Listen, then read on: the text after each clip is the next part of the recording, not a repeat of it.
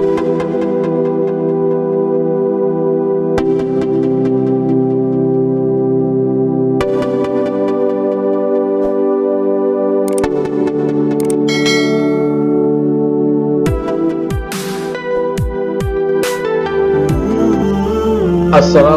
warahmatullahi wabarakatuh.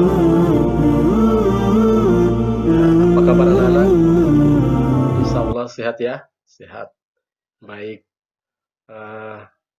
Mudah-mudahan kita semua kita berdoa kepada Allah agar selalu diberi kesehatan, kekuatan dalam melaksanakan atau mengikuti proses belajar mengajar yang kita lakukan setiap hari di sekolah, terutama di kelas kita ini, kelas 9A.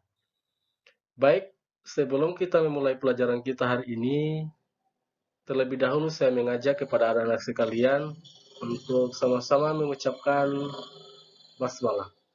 Bismillahirrahmanirrahim. Ya. Mudah-mudahan apa yang menjadi aktivitas kita pagi ini dapat mendapatkan keberkahan dari Allah Subhanahu wa taala, ilmu yang kita dapatkan menjadi berkah, menjadi bekal kita ya di kehidupan kita di tengah-tengah masyarakat. Ya, tentunya terutama kesehatan kita di sekolah ini. Ya, baik. Tentunya Bapak pada pagi hari ini sudah menyiapkan materi. Materi kita pada bab yang pertama ini adalah ya, meyakini hari akhir dan mengakhiri kebiasaan buruk. Apa yang menjadi pokok dari materi kita hari ini? Yang menjadi pokok materi kita hari ini adalah mengenai hari kiamat. Nah, itu yang akan kita bahas. Ya, kita akan membahas hari kiamat. Ya, baik. Saya buka slide yang pertama.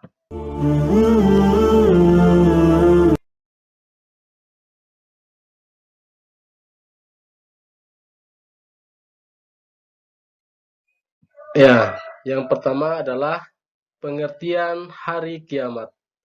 Apa itu hari kiamat? Iya. Ya, silakan dibaca. Hari kiamat menurut istilah adalah hari akhir. Hari hancurnya alam semesta secara total, termasuk isinya dan berakhirnya kehidupan semua makhluk Allah. Jadi, berakhirnya kehidupan semua makhluk Allah bukan hanya di muka bumi, tetapi yang dimaksud di sini adalah seluruh alam semesta. Ya, benar, seluruh alam semesta. Adapun pengertian iman kepada hari akhir adalah percaya dengan penuh keyakinan bahwa hari akhir itu ada dan akan terjadi, serta adanya kehidupan yang kekal abadi di akhirat. Jadi, beriman kepada hari akhir berarti kita harus meyakini sepenuh hati. Kita menanamkan keyakinan di dalam hati kita, ya, bahwa hari kiamat itu pasti akan benar-benar akan terjadi. Bahwa kehidupan kita di dunia ini hanya sementara. Ya, kita hidup di dunia ini hanya sementara. Kemudian di dunia ini hanya merupakan tempat persinggahan. Ya, kata Rasulullah dalam sebuah hadis mengatakan bahwa kehidupan manusia itu bagaikan seorang musafir yang sedang melaksanakan perjalanan jauh. Ya, seorang musafir yang sedang melaksanakan perjalanan jauh yang hanya singgah sebentar untuk sekedar melepas dahaga. Artinya apa?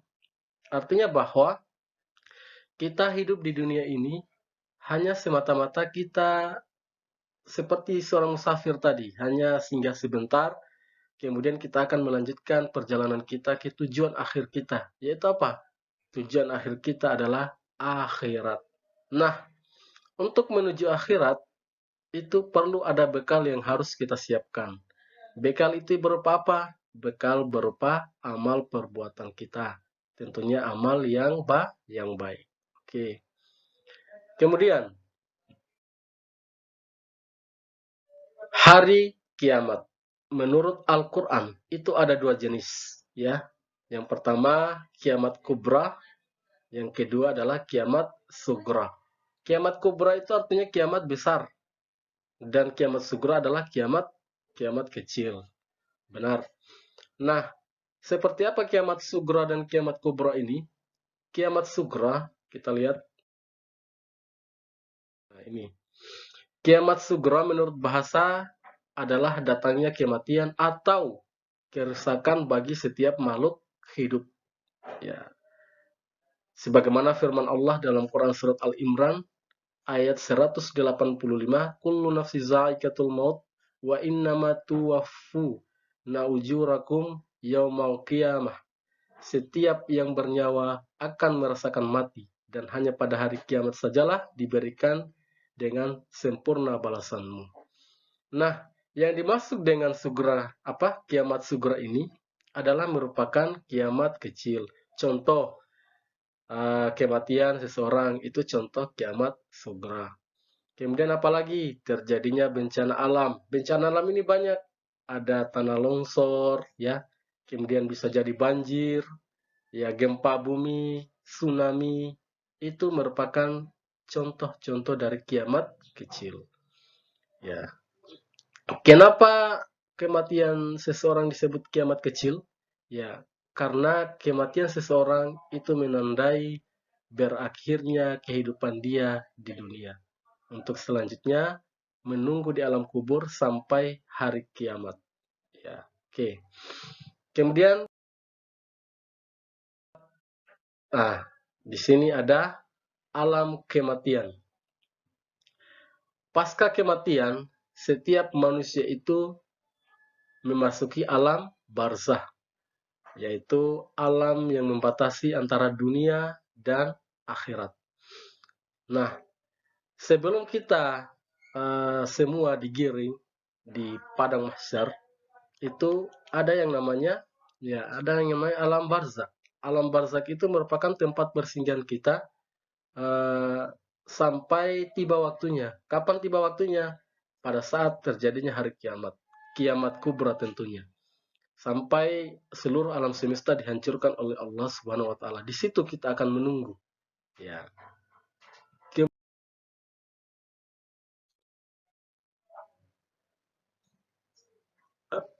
Kemudian ketika kita berada di alam barzah, itu ada beberapa hal yang harus kita hadapi. Setiap umat manusia pasti akan mengalami ini. Yang pertama ada yang namanya pertanyaan kubur. Ya, sejak manusia dikebumikan atau telah dimakamkan, itu ada malaikat yang akan datang menanya kita, yaitu malaikat Mungkar dan Nakir. Ya, apa yang dilakukan? Mereka melakukan pertanyaan kubur. Ya, salah satunya adalah ya tentang siapa Tuhan kita, apa agama kita, kemudian siapa nabi kita, imam kita, kiblat kita di mana.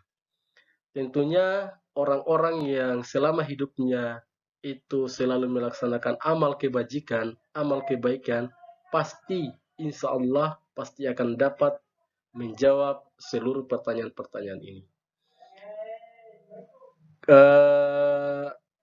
Sebaliknya, ya, jika manusia selama hidupnya di dunia itu selalu melaksanakan kemungkaran, melakukan kemaksiatan, itu pasti mustahil tidak akan bisa menjawab pertanyaan-pertanyaan kubur. Nah, apa yang terjadi ketika kita tidak mampu menjawab itu? Ada yang namanya siksa kubur. Kita akan disiksa di sana. Diperuntukkan bagi orang-orang yang zalim, munafik, kafir, dan orang-orang yang musyrik.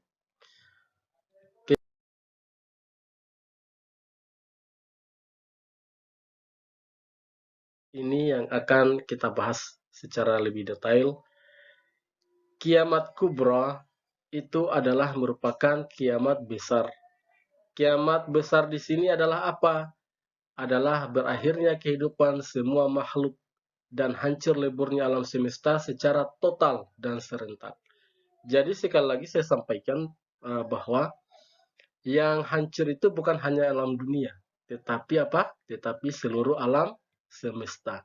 Alam semesta kita ini luas. Di dalam alam semesta itu ada planet-planet yang telah kita ketahui secara bersama-sama. Ada planet selain bumi, ya. Ada kemudian yang namanya galaksi. Ada kemudian namanya langit pertama, kedua, ketiga, sampai langit ketujuh. Itu namanya alam semesta. Dan semuanya akan dihancurkan oleh Allah Subhanahu wa taala. Nah, kemudian periode hari akhir. Jadi, selama periode hari akhir ini ada beberapa peristiwa yang akan dialami oleh manusia. Yang pertama, Yaumul Ba'as. Yaumul Ba'as ini adalah dibangkitkannya seluruh makhluk dari alam kuburnya. Ya, makhluk di sini adalah kita, manusia, dan bahkan makhluk-makhluk Allah yang lain. Akan dibangkitkan oleh Allah Subhanahu wa taala untuk kemana? Ke tempat yang namanya padang mahsyar. Kita ini yaumul mahsyar. Ya, tahapan selanjutnya adalah yaumul mahsyar sebagaimana firman Allah yang artinya, dan kami kumpulkan mereka seluruh manusia. Tidak kami tinggalkan seorang pun dari mereka. Ya. Quran surat Al-Kahf ayat 47. Yaumul Hisab adalah hari perhitungan amal baik dan amal buruk manusia. Jadi seluruh catatan amal baik kita akan dihitung secara teliti oleh Allah. Seluruh catatan amal keburukan kita akan dihitung sebaik mungkin secara detail oleh Allah Subhanahu wa taala. Tidak ada yang tersisa. Jadi di sana manusia tidak ada yang menyangkal bahwa oh, saya tidak pernah melakukan ini. Semua ada buktinya. Ya, semua ada buktinya. Jadi catatan-catatan amal kita selama hidup di dunia akan diperlihatkan di sini. Kemudian ya, di sini Allah berfirman pada Quran surat Al-Kahf ayat 49. Ya, bisa anak-anakku baca sekalian ya. Dan diletakkanlah kitab catatan amal, lalu engkau akan melihat orang yang berdosa merasa ketakutan terhadap apa yang tertulis di dalamnya. Ya, dan seterusnya dan seterusnya. Kemudian kita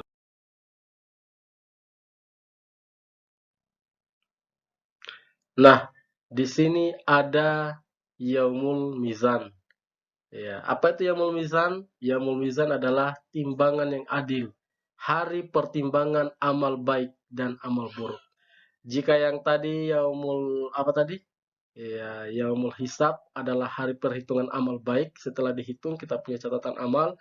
Kemudian kita ditimbang amal baik dan amal buruknya. Nah, apabila amal buruk kita lebih berat daripada amal baik, maka tempat kita sudah pasti di mana? Ya, sudah pasti di neraka. Apabila timbangan amal baik kita itu lebih berat dibandingkan amal buruk, tentunya balasan terbaik kita adalah surga. Sebagaimana yang telah dijanjikan oleh Allah Subhanahu wa taala. Orang-orang yang selalu melaksanakan perintah Allah ketika hidup di dunia, maka balasannya adalah surga. Nah, setelah kita mengalami hari pertimbangan amal baik dan amal buruk tadi, manusia kemudian akan digiring menuju jembatan Sirat. Apa ini jembatan Sirat? Jembatan Sirat ini adalah jembatan yang membentang antara dua tepi ya, dua tepi antara neraka dan surga. Nah, apabila orang yang amal baiknya itu lebih banyak, lebih berat ketimbang amal buruk, tentunya dalam melintasi jembatan Sirat ini dia pasti akan mendapatkan keselamatan sampai menuju surga. Sebaliknya apabila orang-orang yang catatan amal buruknya itu lebih banyak, lebih berat ketimbang catatan amal baik, tentunya dalam melewati jembatan sirat ini pasti akan jatuh. Jatuhnya ke mana? Jatuhnya ke bawah tentunya, bukan ke atas ya. Ya, di bawah itu sudah ada menggelembung ya api neraka. Jadi mulai dari jembatan sirat saja itu orang-orang yang kafir, orang-orang yang musyrik itu sudah tidak akan selamat, tidak akan berhasil menuju ke surga. Ya. Kemudian Yaumul Fasal. Yaumul Fasal adalah keputusan Allah Subhanahu wa taala terhadap nasib orang yang beriman dan orang kafir di akhirat kelak. Nah, keputusan Allah Subhanahu wa taala ini sebagaimana dijelaskan dalam Quran surat Al-Mursalat ayat 14 sampai 15, dan yang artinya, dan tahukah kamu apakah hari keputusan itu? Ya, celakalah pada hari itu bagi mereka yang mendustakan kebenaran. Nah, keputusan Allah ini ada dua. Orang-orang yang tadinya timbangan amal baiknya lebih berat, maka dia akan ditempatkan di surga. Ya. Kemudian, orang-orang yang timbangan amal buruknya lebih berat ketimbangan amal baik, maka dia akan ditempatkan di neraka. Nah, jadi tujuan kita manusia ini hidup di dunia ya hanya ada satu, yaitu ya tujuan kita yaitu akhirat. Akhirat itu ada dua, ya. Ada dua tempat manusia di sana, yaitu ada namanya surga dan ada namanya neraka. Itulah tempat kita tinggal, kita akan kekal abadi selama-lamanya di sana. Tidak sama dengan kehidupan kita di dunia yang tadi hanya sementara. Kemudian kita di akhirat ini akan selama-lamanya hidup di sana. Orang-orang yang masuk neraka akan disiksa terlebih dahulu oleh Allah Subhanahu wa taala dalam api neraka. Kemudian orang-orang yang masuk surga akan dibebaskan oleh Allah Subhanahu wa taala menikmati kenikmatan surga yang tidak pernah terbayangkan oleh pikiran kita, yang tidak pernah kita lihat keindahannya di dunia ini. Ya. Jadi keindahan-keindahan apa saja yang ada di dunia ini tidak akan pernah menyamai keindahan surga. Ya, tuh. Oke. Yaumul Jaza. Yaumul Jaza adalah hari pembalasan atas segala amal manusia ketika hidup di dunia.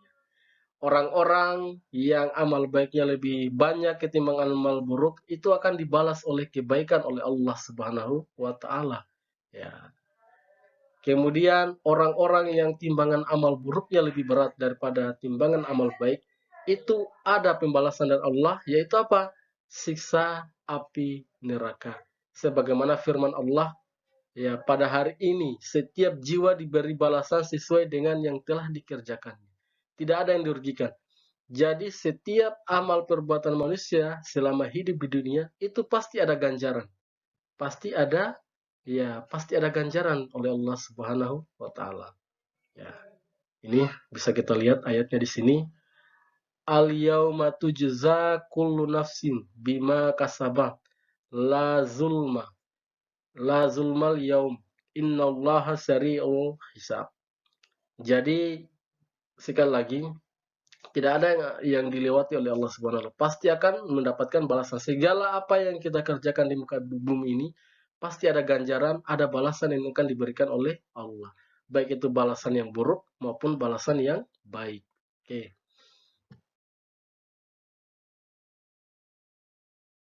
Ini ada pertanyaan yang sering membesar di dalam pikiran kita, ya, di dalam hati kita. Kapan kiamat itu akan terjadi? Nah, sesungguhnya ya bahkan seorang Nabi Muhammad pun itu tidak pernah mengetahui kapan datangnya hari kiamat. Tidak ada. Ya, baik itu malaikat, nabi maupun rasul. Ya. Karena kenapa? Karena masalah ini merupakan rahasia Allah, perkara yang gaib, dan hanya Allah Ta'ala yang mengetahui kapan terjadinya hari kiamat. Namun, ya, ada tanda-tanda yang telah dijelaskan oleh Rasulullah, tanda-tanda yang akan diberikan oleh Allah tentang akan terjadinya hari kiamat ini. Yang pertama, terbitnya matahari dari arah barat. Ya, kalau sekarang matahari masih normal, terbitnya masih di arah timur. Tetapi ketika terbit di arah barat, itu ya kiamat akan segera datang. Kemudian di akhir zaman akan muncul yang namanya Dajjal, yang akan menghasut seluruh umat manusia. Kemudian akan turun Nabi Isa. Ya, Nabi Isa ini tugasnya apa?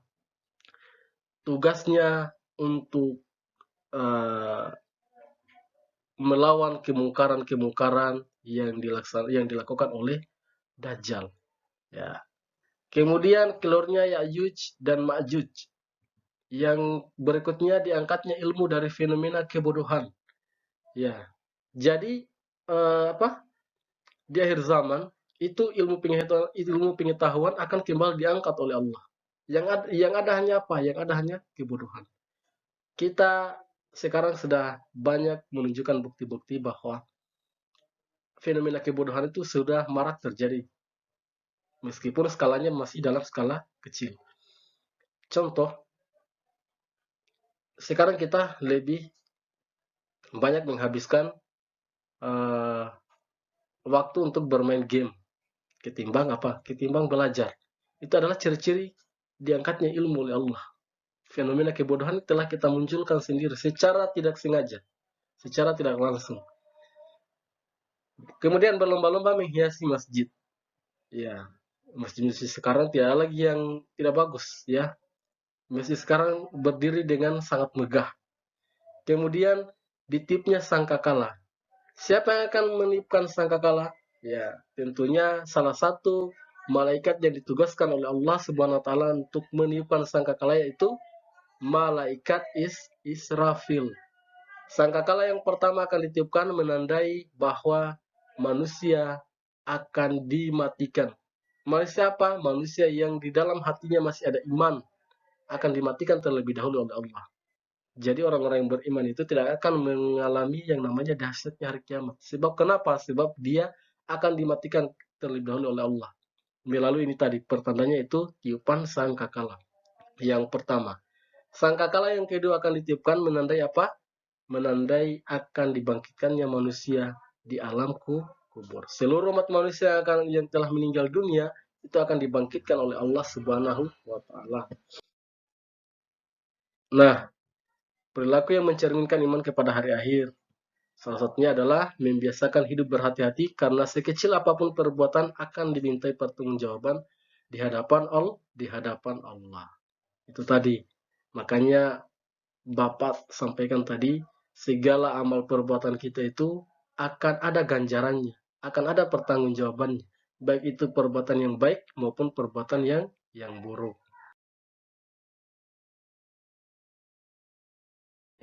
Hikmah. Apa hikmah beriman kepada hari akhir? Hikmah beriman kepada hari akhir ini ada tiga. Sebagai motivasi untuk berbuat baik.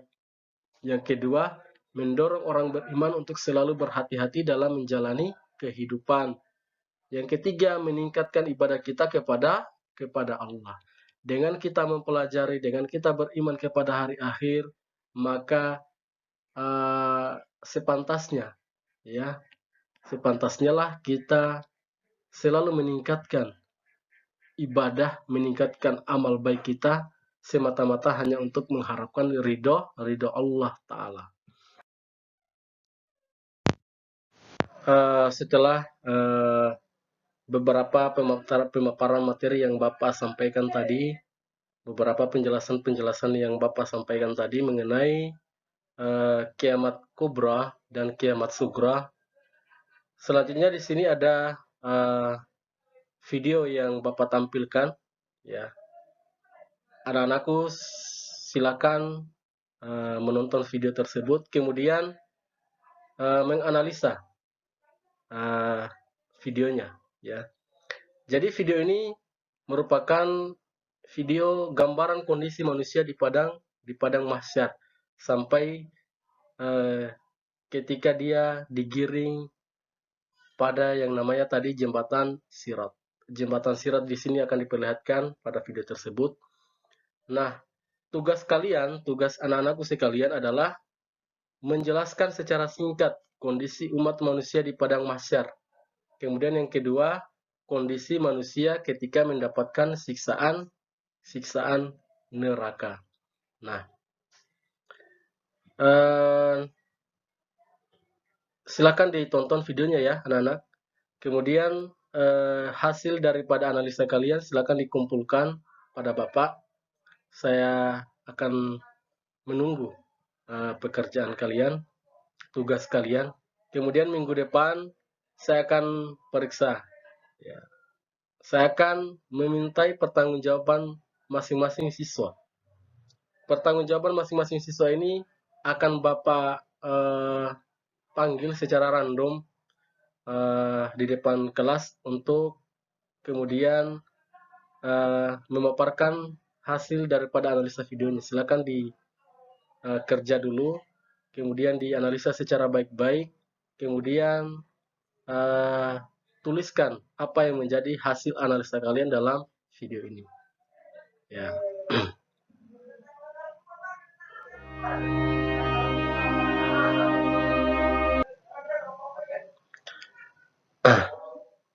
Baik, yang terakhir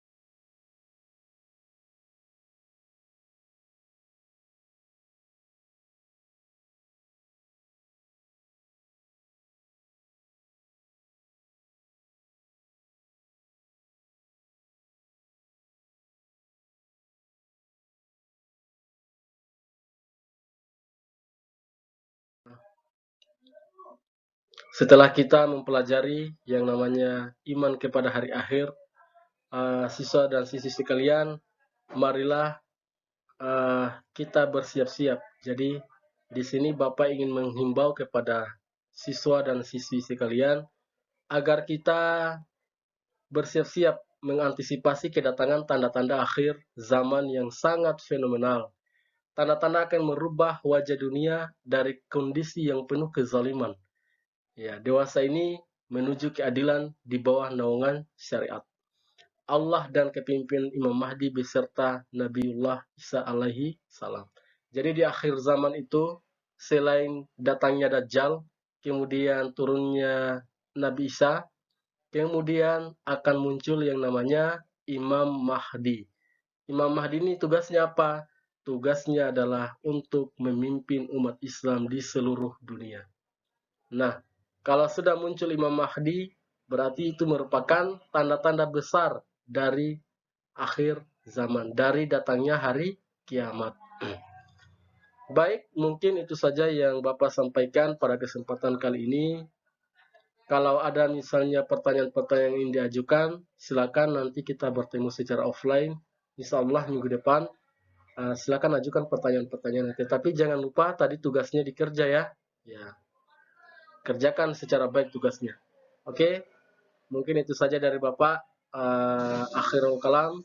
Billahi taufiq wal hidayah. Wassalamualaikum warahmatullahi wabarakatuh.